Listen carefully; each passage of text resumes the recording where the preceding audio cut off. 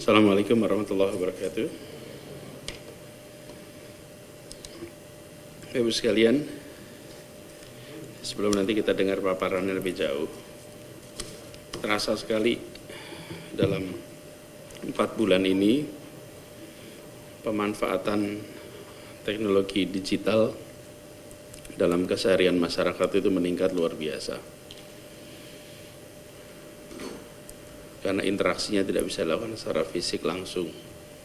Nah, yang menjadi tantangan di kita sekarang ini adalah bagaimana ini menjadi satu ekosistem baru yang terintegrasi dan bekerja dengan efisien.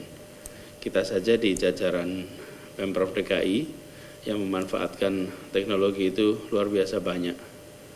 Dari mulai yang terkait dengan urusan perencanaan kota sampai pada kegiatan penyelamatan perempuan dan anak, perlindungan perempuan dan anak, itu semuanya menggunakan teknologi. Tapi belum tentu yang kita gunakan ini satu terintegrasi, dua kerja dengan efisien, efektif. Nah, mumpung ini masih kecil, belum menjadi satu sistem besar, sebaiknya kita sudah mulai rancang dengan baik. Nah, ini perlu transformasi, jadi saya berharap nantinya, kita dengar nanti paparan, tapi harapannya nanti kita bisa membuat beberapa langkah strategis untuk satu di jajaran Pemprov, dua Pemprov dengan masyarakat. Dan PR-PR lama yang kita miliki, seperti pengendalian banjir misalnya. Saya ingat persis bulan Januari kemarin ketika ada pertanyaan sederhana saja. Berapa volume waduk yang seharusnya ada, itu biasanya bisa digital, kita punya saja tidak. Berapa ketinggian air yang dianggap wajar, kita juga nggak punya. Padahal itu problem menahun gitu. Jadi harapannya nanti dengan kita membicarakan ini, maka satu, memanfaatkan peluang perubahan, dua, menyelesaikan masalah menahun yang selama ini tidak kita gunakan teknologi untuk menyelesaikannya. Oke. Kita langsung saja ya, silakan Bu Kepala Dinas. Bismillahirrahmanirrahim. Assalamualaikum warahmatullahi wabarakatuh. Yang terhormat Pak Gubernur, Pak Wakil Gubernur, Pak Sekda, para asisten, Bapak Ibu sekalian, izinkan hari ini kami sharing apa yang telah kami lakukan, ada perumusan terkait dengan transformasi digital yang dipicu oleh dampak dari krisis COVID-19. Berikutnya. Bapak Ibu sekalian, pandemi ini menjadi leveraging point bagi kita karena pandemi COVID-19 bersifat deadly dengan daya sebar yang masif, tidak diketahui kapan akan berakhir, diperkirakan akan menjadi bagian dari kehidupan manusia ke depan dalam waktu yang lama, dan sampai dengan vaksin ditemukan manusia hanya bisa mengendalikan kesebaran, sehingga dua strategi dasar yang dilakukan adalah pembatasan sosial dan protokol kesehatan, yang keduanya memiliki dampak sosial dan kesehatan serta dampak ekonomi. Berikutnya. Yang dapat kami catat dari dampak ekonomi secara dunia maupun nasional adalah bahkan negara dengan perekonomian dari industri jasa mengalami dampak yang paling signifikan. Beberapa saat lalu kita mendengar bahwa Singapura mengalami laju penurunan PDB 41,2% pada kuartal lalu dibandingkan kuartal pertama 2020, dan secara teknis disebut telah memasuki masa resesi. Di sisi lain, Indonesia sendiri pertumbuhan ekonomi DKI Jakarta lebih rendah dari pertumbuhan dari triwulan sebelumnya 5,96%. Ada beberapa dampak terutama pada jasa terkait di Indonesia seperti Nusa Tenggara Timur, 45.000 wisatawan membatalkan, Asosiasi Biro Perjalanan juga mencatat penurunan hingga 90%, dan berbagai catatan dari indikator ekonomi lainnya yang menyebabkan dampak ekonominya terasa sangat besar. Berikutnya. Demikian pula dengan dampak sosial dan kesehatan. Pandemi COVID telah membuat warga dunia terpaksa menjalani karantina secara nasional atau lockdown, serta terjadi kekacauan ekonomi dan bahkan dapat menyebabkan krisis kesehatan mental. Berikutnya, apa yang kita pelajari dari pandemi COVID? Bahwa ada hal baru Akibat pembatasan jarak, maka mekanisme berkomunikasi dan bertransaksi baru tidak lagi memerlukan kehadiran fisik. Harus ada pengendalian dari interaksi secara fisik, dilakukan tanpa tatap muka dan tidak bersentuhan, dan kemudian kita lebih mulai melihat teknologi sebagai salah satu solusi media penghubung dalam berinteraksi, sehingga muncul ketergantungan pada keberadaan dan fungsi aplikasi, layanan internet, hingga keuangan berbasis digital. Berikutnya, kami mencermati pernyataan Pak Gubernur, paparan Pak Gubernur pada saat Forum Cities Against COVID di Global Summit 2020, ada beberapa hint yang kami lihat menjadi momentum dari transformasi digital. Yang pertama adalah kita harus berpikir what beyond pandemic, di luar dari hanya sekedar pandemik. Kemudian health crisis dan economic crisis itu akan mendorong digital breakthrough dan greener environment, kemudian akan mendorong new value dalam managing cities. Pergerakan dari orientasi pembangunan mulai dari car oriented, sekarang saat ini sedang diarahkan ke transit oriented development, dan bukan tidak mungkin kemudian akan mengarah pada digital oriented development, dan kemudian kecenderungan pergerakan yang mulai dari monosentrik ke polisentrik dan kemudian mikrosentrik yang akan difasilitasi keseluruhannya dengan teknologi informasi. Berikutnya, lebih lanjut lagi kami coba mendalami lagi apa yang kemudian menjadi poin dasar dalam pernyataan dalam paparan tersebut, bahwa pembelajaran dari pandemi COVID-19 adalah juga kesempatan untuk mengubah kota. Ada beberapa karakteristik yang disebutkan dan kami coba mengidentifikasi ini dan poin-poin apa yang penting untuk menjadi primary mover dalam transformasi digital. Ketika kita mulai mencoba untuk mengendalikan pandemi, maka kita mulai moving ke kota anti pandemi atau pandemic proof city yang menekankan pada perlunya deteksi dini yang handal terhadap pandemi, keberadaan SOP yang komprehensif, komunikasi yang terintegrasi, dan fasilitas kesehatan yang memadai. Ketika kita sudah mampu menjadi pandemic proof city, kita akan menjadi kota berketahanan terhadap pandemi dengan poin utama yang perlu menjadi sentral adalah adanya jaring pengaman sosial yang mengadai, tumbuhnya solidaritas sosial yang tinggi, dan informasi yang terkini akan sebaran sumber daya, kemampuan kita mengkonsolidasi seluruh informasi menjadi resources, kemudian integrasi sumber daya pemerintah, swasta, dan masyarakat. Dari sini kita akan lebih mudah mengarah pada kota maju berbasis digital, di mana terjadi atau terimplementasi secara penuh pemerintahan berbasis elektronik, pemanfaatan maksimal transaksi elektronik, terbentuknya identitas digital sebagai salah satu code unik untuk kita bisa melakukan pelayanan secara lebih personalized, kemudian penerapan skala penuh keberadaan kamera pemantau, sensor, dan jaringan komunikasi berbasis internet, karena ini adalah masa depan di mana seluruh perangkat ini akan mengendalikan pergerakan tentunya pasca pandemi. Dari sini kemudian bisa akibatnya kita akan memiliki kota yang berkelanjutan dan nyaman dihuni, karena pergerakan yang bisa dikendalikan, maka kadar polusi menjadi lebih rendah, pemanfaatan teknologi berbasis listrik sebagai pengganti mesin bakar, dan insya Allah kita mampu memenuhi kebutuhan sendiri. Ini adalah poin-poin yang kami sarikan dan kemudian kami coba elaborasi terkait dengan pidato Pak Gubernur dalam konferensi Cities Against COVID Juni 2020. Berikutnya. Kami coba membuat benchmark kalau kita mencoba mengarah pada kota maju berbasis digital. Apa yang case termudah yang bisa kita lihat. Salah satunya adalah contoh dari Estonia. Mungkin sebelumnya kita tidak pernah mendengar Estonia, tapi dalam waktu yang cepat Estonia dengan populasi 1,3 menjadi the most digitally integrated societies di world, dengan 99% seluruh layanan publiknya terintegrasi, dan kemudian hanya beberapa layanan publik saja yang masih mengandalkan tatap muka. Kami mencoba mendalami poin-poin apa di dalam pelajaran Estonia yang mungkin bisa dijadikan cara belajar untuk kita menemukan acupuncture point di Jakarta untuk diintervensi menuju transformasi digital. Berikutnya. Sebelumnya kita memahami dulu, berusaha memahami bisnis pemerintahan. Pada dasarnya pemerintahan itu adalah berfungsi dan bertujuan untuk meningkatkan taraf hidup warga dan meningkatkan mutu layanan, meningkatkan penerimaan daerah, serta akuntabilitas dalam pengelolaan pemerintahan yang efektif dan efisien dengan pemanfaatan penuh teknologi informasi komunikasi dan juga mengidentifikasi siapa pelanggan yang paling utama dari layanan Pemprov DKI Jakarta itu sendiri. Berikutnya. Dari pengalaman Estonia dan kemudian juga kita melihat apa sebenarnya yang sudah kita miliki saat ini yang bisa di leverage dan harus disiapkan, kita menentukan satu acupuncture point dari fungsi pemerintahan untuk meningkatkan taraf hidup warga dengan meningkatkan mutu layanan. Yang pertama adalah menghadirkan pemerintah dalam layanan masyarakat dalam dunia maya dengan beberapa hal precondition seperti ini. Yang pertama adalah akses terhadap dunia digital. Kemudian identitas digital berbasis NIK dan KK ini sudah menjadi salah satu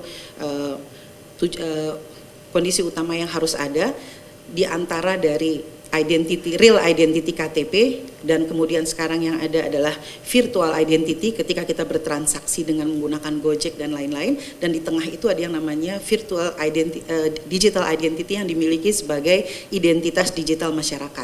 Gunanya apa? Gunanya adalah untuk memudahkan kita melakukan integrasi data warga dan menentukan hak-hak sosialnya serta bisa melakukan layanan terintegrasi berdasarkan data rujukan tunggal. Di luar itu kita juga perlu membangun sebuah integrasi dengan sistem pembayaran digital dengan bantuan sosial, tentunya dengan kolaborasi dengan pihak ketiga dalam upaya fasilitasi kebutuhan masyarakat lain. Berikutnya.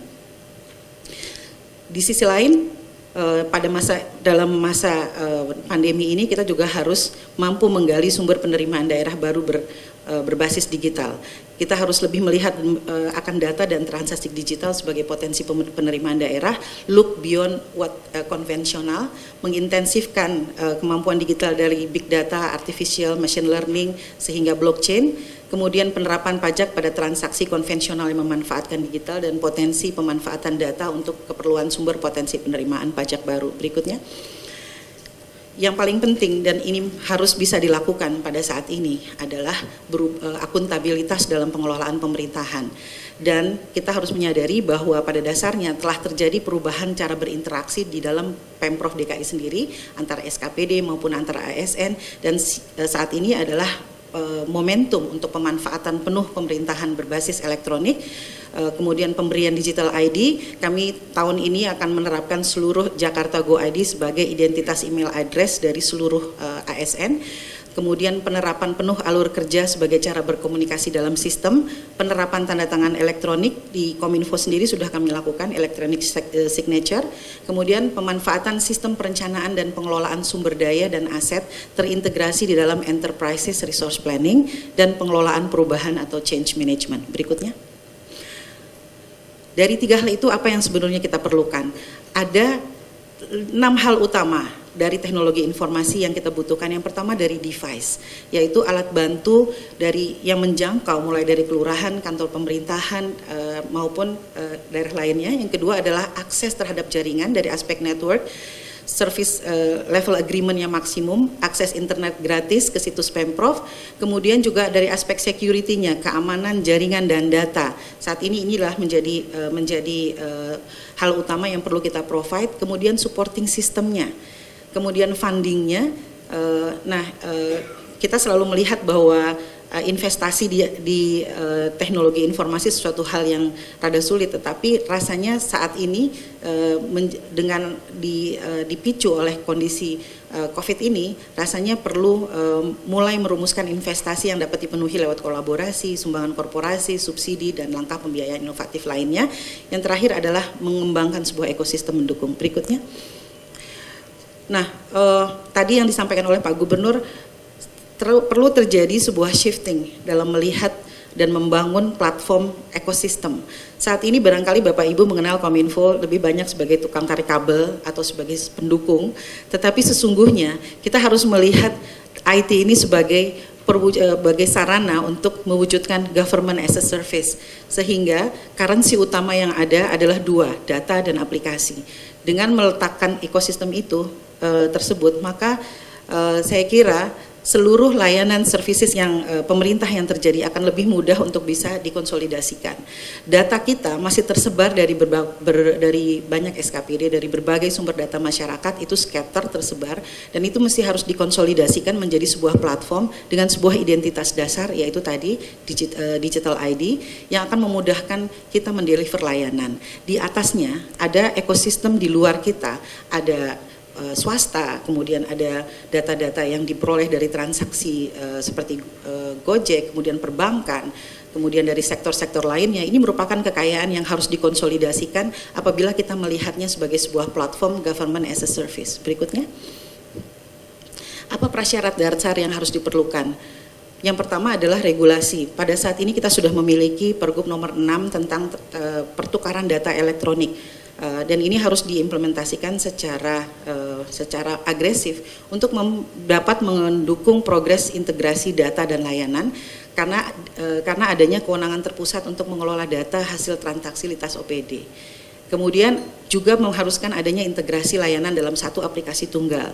Mengapa harus demikian? Kalau saya perhatikan izin Pak Gubernur, selama 10 tahun kita punya alokasi IT 8 triliun selama 10 tahun belanjanya, tapi semuanya scattered. Nah, kemudian masing-masing klaster atau masing-masing pengembangan IT di tiap-tiap SKPD, di tiap-tiap OPD itu memiliki lebih silos, tidak terintegrasi, dan rasanya sayang sekali apabila banyak sekali alokasi tidak bisa dimanfaatkan secara baik. Kemudian yang kedua adalah kebijakan pemanfaatan infrastruktur bersama. Kita sekarang sudah punya cloud services, tidak harus lagi menekankan pada server maupun yang fisik dan lain-lain. Sehingga ini akan menyebabkan mengurangi ketergantungan pada pembaharuan sistem oleh vendor, mengurangi beban perawatan dan lain-lain. Dan yang diperlukan tentunya adalah komitmen dari pimpinan untuk penegakan regulasi, pemanfaatan data transaksi, dan implementasi dalam tiap tahapan, serta adanya komitmen penganggaran, adanya dukungan politis dalam upaya pemanfaatan sumber keuangan kreatif, dan keterbukaan dalam upaya kolaborasi dengan pihak lain. Berikutnya. Ini adalah desain biru dan peta jalan konsepsi arsitektur. Di atas kita lihat tujuannya adalah untuk mencapai visi misi, kemudian ada aplikasi pendukung, kemudian ada integrasi basis data untuk yang dapat digunakan oleh seluruh instansi, adanya infrastruktur yang handal dan jaringan yang memadai, kemudian ditopang oleh keamanan security dan adanya tata kelola dan kepatuhan dan pengelolaan risiko. Ini adalah seluruh akupuncture atau faktor yang harus kita penuhi untuk mendapatkan arsitektur TIK yang mumpuni. Berikutnya, saya akan menyampaikan satu hal ini. Banyak orang bilang bahwa data adalah new currency atau mata uang baru, dan pemerintah adalah salah satu produser terbesar dari data, dan data yang di-deliver adalah yang bagi publik adalah free of charge. Jika kita melihat atau merefleksikan ke internal kita sendiri, kita memiliki potensi kekayaan data yang luar biasa. Ada dua hal sebenarnya terkait data yang kita miliki. Yang pertama adalah data terkait objek. Data terkait objek itu merupakan data yang merupakan kewenangan pemerintah daerah murni. Saya merasa bahagia karena Citata sudah memiliki satu platform yang luar biasa yang disebut dengan Jakarta 1 dan bisa menjadi salah satu embrio big spatial data. Karena salah satu kekayaan daerah itu ada pada objek. Karena kalau kita lihat dari pajak yang ada di kita itu lebih banyak data terkait objek. Sementara data subjek itu kita akan terkena terkait dengan kerahasiaan data dan lain-lain. Tetapi apabila kita mengelola data objek dengan baik, maka kita bisa memahami seberapa besar sebenarnya yang kita miliki dari Pemprov DKI ini sendiri, berapa banyak kekayaannya dan lain-lain, dan itu sebenarnya yang secara sederhana kita sebut sebagai fiskal kadaster. Apabila itu dilakukan di dalam platform Jakarta 1 misalnya, setiap persil diinjek dengan data subjek, maka kita akan bisa mengetahui seberapa besar kapasitas kita. Jadi data yang masih terscatter itu belum bisa kita sebut sebagai kekayaan data apabila dia tidak terkonsolidasi dalam sebuah platform. Dan ini yang harus segera kita sadari sehingga kita bisa memanfaatkan sebagai new currency. Kalau tidak, itu tidak akan terlepas. Berikutnya. Ada beberapa klaster yang kemudian kami lihat bisa menjadi salah satu leveraging point dan kemudian menjadi titik utama untuk dilakukan intervensi. Yang pertama adalah klaster pendidikan. kemarin saya intens bersama dengan Ibu Nadiana mencoba memahami bagaimana proses di dalam klaster pendidikan ini sendiri.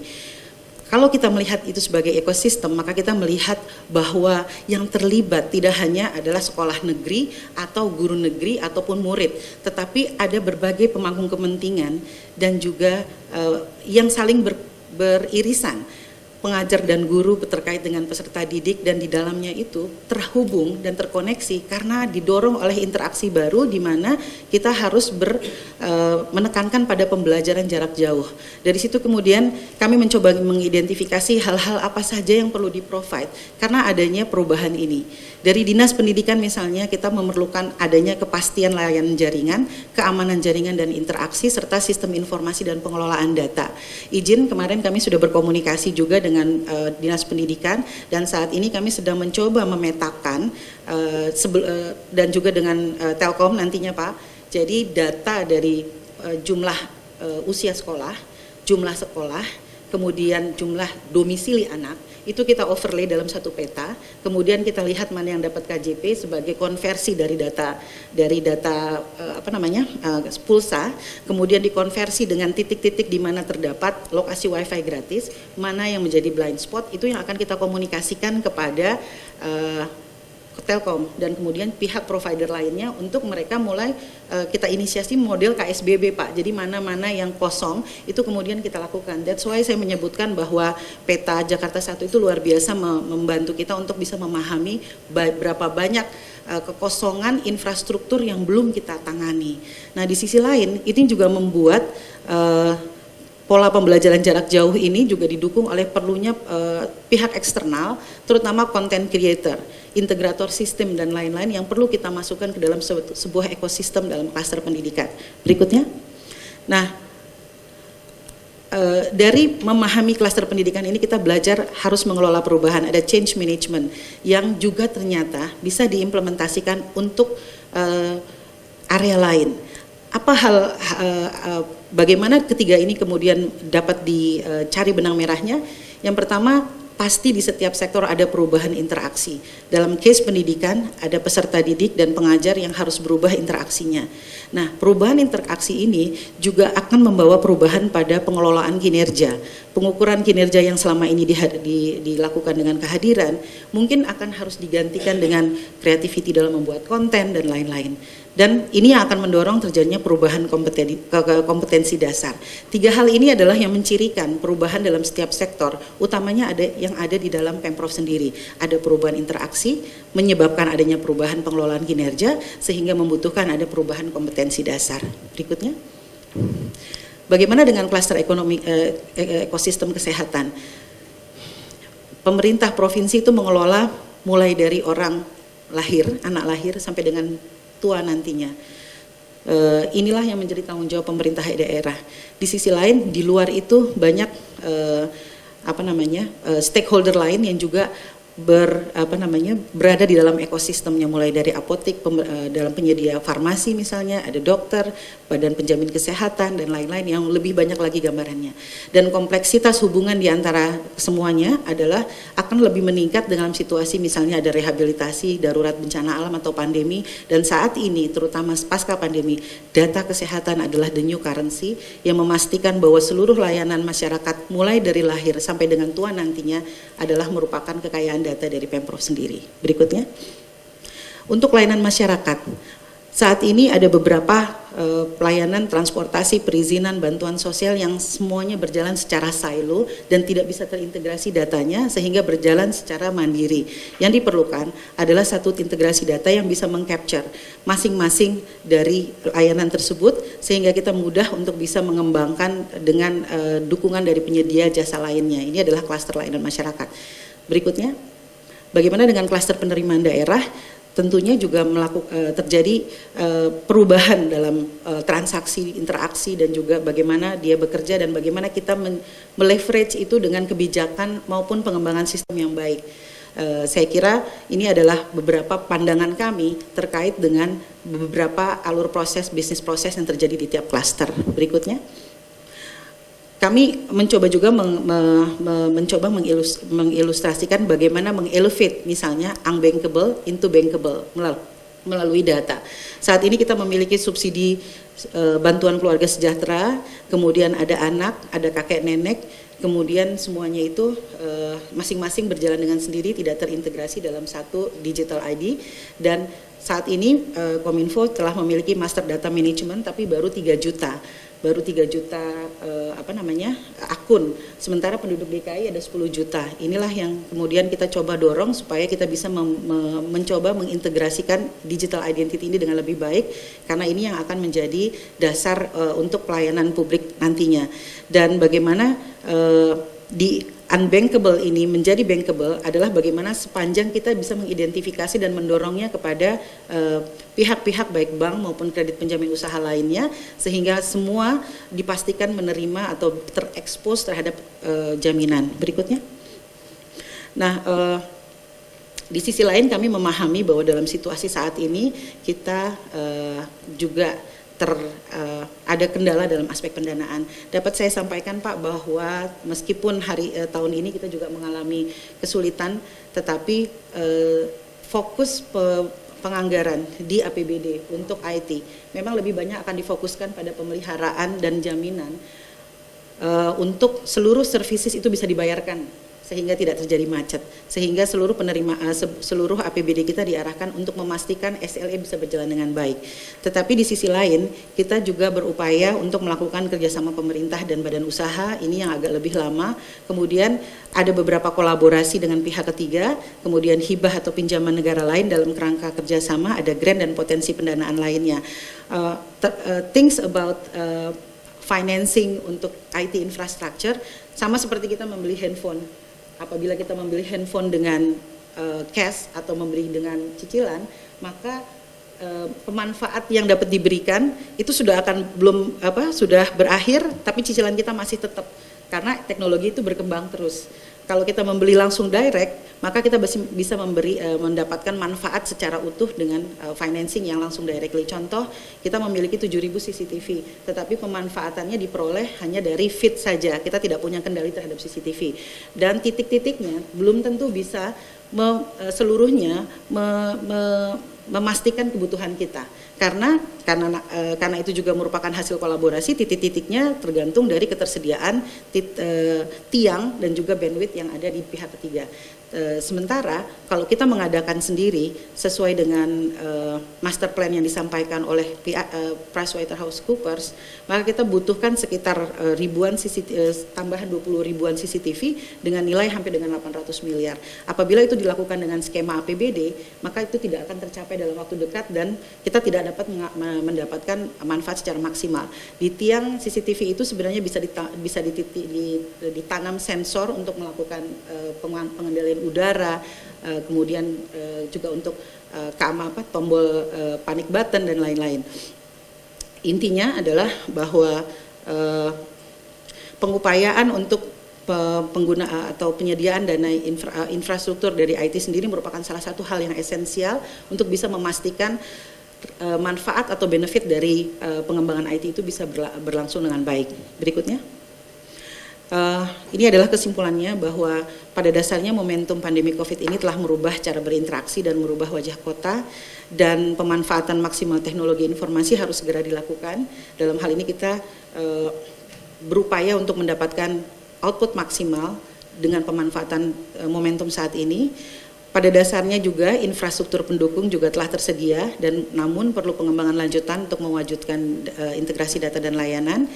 Kita memiliki potensi besar untuk mempercepat perwujudan fungsi pemerintahan dan diperlukan keseriusan dukungan upaya implementasi strategi pemanfaatannya. Berikutnya. Ini rekomendasi kami Pak. Yang pertama dan yang harus dilakukan adalah kami harus melakukan kaji ulang strategi pemanfaatan TIK yang berorientasi pada perubahan kota dari kota anti pandemi, kota berketahanan dan lain-lain. Yang kedua, pembenahan dan peningkatan infrastruktur akses ke digital, titik beratnya adalah pada integrasi aplikasi, konsolidasi infrastruktur jaringan, pemanfaatan infrastruktur, kemudian server dan media penyimpanan lainnya. kemudian penerapan konsep pengelolaan bersama infrastruktur TIC, yang ketiga adalah integrasi layanan masyarakat dengan memanfaatkan aplikasi Jaki, kemudian pemanfaatan teknologi berbasis komputasi awan dengan berbagai gelar sensor dan telemetri untuk deteksi dini kebencanaan, tadi seperti disebutkan untuk banjir, macet, polusi, dan lain-lain, dan penerapan maksimal teknologi Internet of Things berikutnya.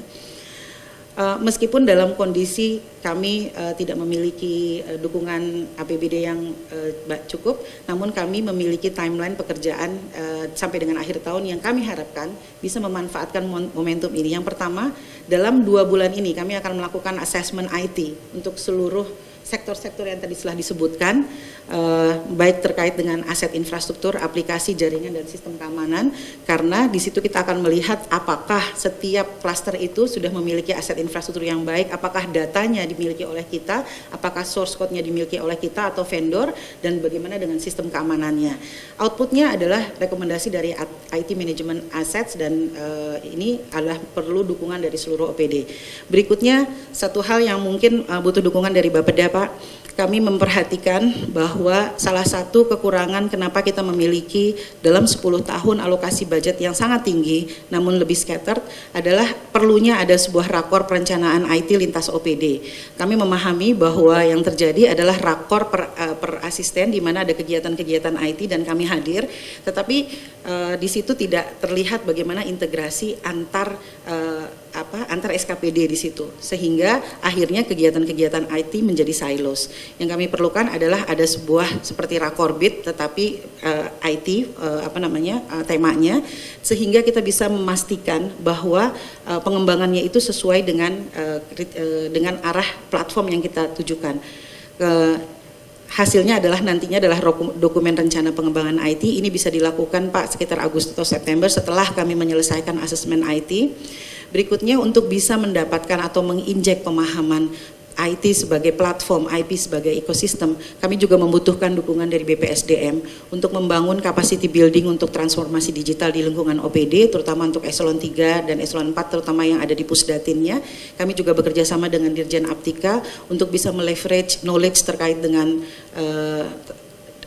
digital literacy dan bagaimana ini mengkonsolidate kemampuan untuk bisa membuat platform terintegrasi dengan pengembangan ekosistem di tiap-tiap sektor tersebut.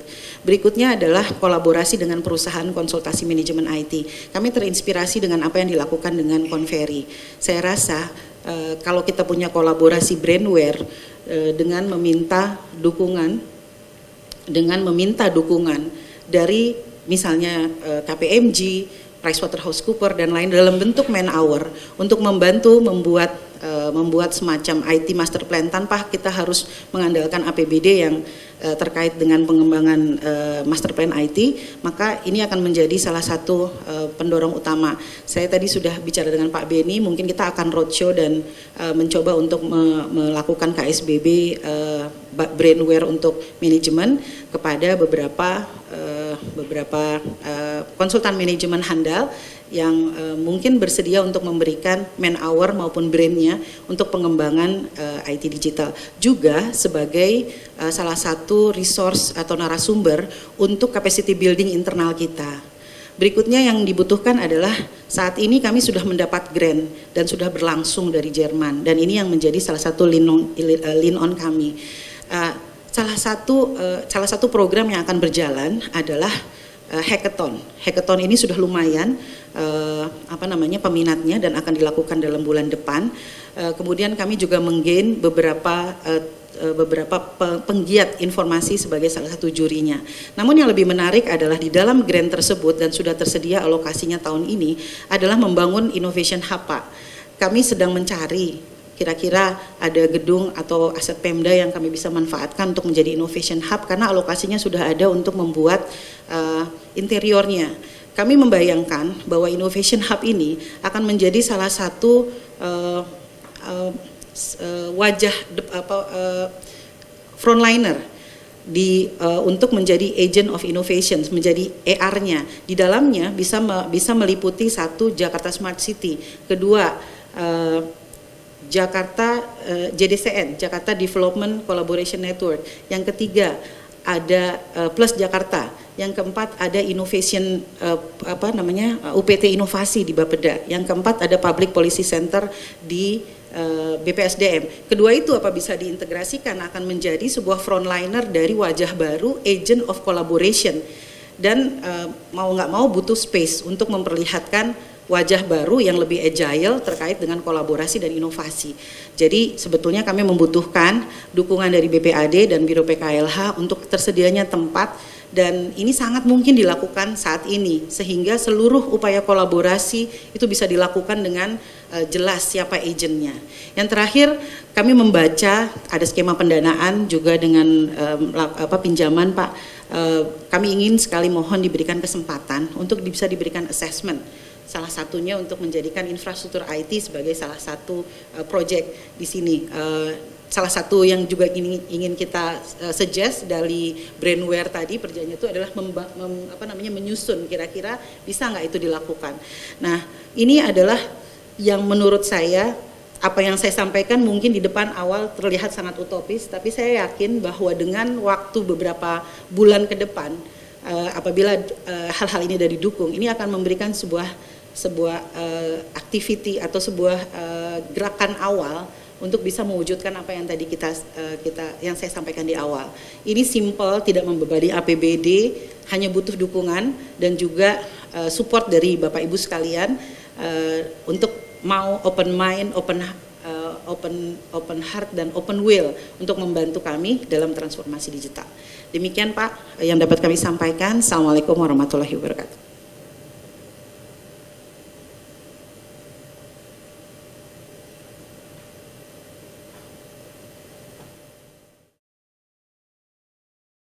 Pemprov DKI Jakarta berkolaborasi bersama Harvard CLM Team dan Clockclick.id dalam menghadirkan kalkulator COVID-19. Kalkulator COVID-19 adalah cek gejala mandiri yang menggunakan Machine Learning COVID-19 Likelihood Meter atau CLM pertama di Indonesia. Kalkulator COVID-19 ini dihadirkan melalui fitur JAK CLM pada aplikasi Jaki. Jika kamu merasa memiliki gejala COVID-19, kamu bisa langsung gunakan fitur JAK CLM. Yuk, simak tata caranya. Pertama, unduh aplikasi Jaki melalui Play Store atau App Store. Kedua, pilih fitur JAK CLM. Kemudian, perhatikan ketentuan yang tercantum pada JAK CLM. Salin kalimat pernyataan pada box yang disediakan. Masukkan nama lengkap beserta NIK sesuai dengan kartu tanda penduduk. Ingat ya, satu NIK hanya bisa digunakan untuk satu kali tes dalam seminggu. Masukkan alamat sesuai dengan domisili kamu di Jakarta dan lengkapi data identitas lainnya.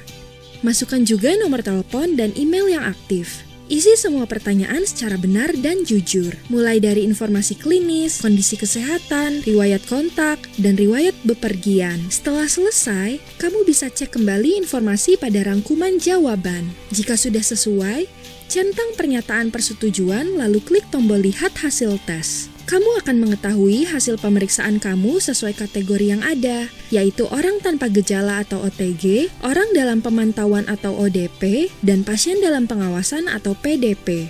Selain mengetahui hasil tes, kamu juga akan mendapatkan rekomendasi agar tetap sehat dan informasi lainnya selama pandemi COVID-19. Jangan lupa unduh dan simpan hasil tes kamu dengan memindai atau screenshot QR Code di halaman hasil. Jika dari hasil tes kalkulator COVID-19 kamu diprioritaskan untuk ikut tes PCR, maka ikuti langkah berikut.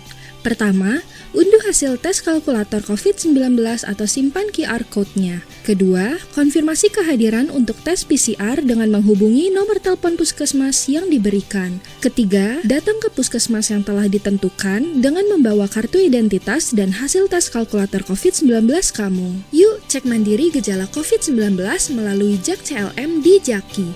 Jaki, bikin gampang.